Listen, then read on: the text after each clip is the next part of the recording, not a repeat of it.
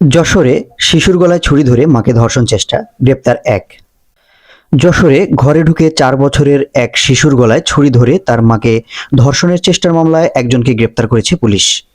শহরতলির বিরামপুর গাবতলায় রোববার রাতে 11:30টার দিকে এই ঘটনাটি ঘটে।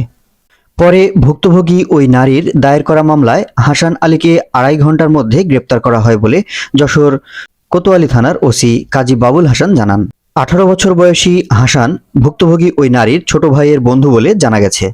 ভুক্তভোগী নারীর বাবা বলেন, বাসায় কেউ না থাকার সুযোগে প্রতিবেশী হাসান আলী মোবাইল ফোনে চার্জ দেওয়ার কথা বলে আমার মেয়ের ঘরের দরজা খোলার পরপরই ৪ বছরের নাতনির গলায় ছুরি ধরে আমার মেয়েকে ধর্ষণের চেষ্টা করে।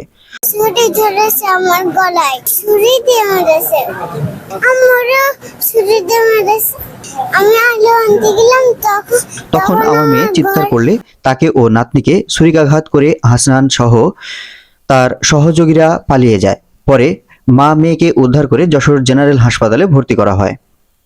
হাসান আলীকে গ্রেপ্তারের সময় তার কাছ থেকে ছুরিটি উদ্ধার করা হয়েছে বলে ওসি কাজী বাবুল হোসেন জানিয়েছেন।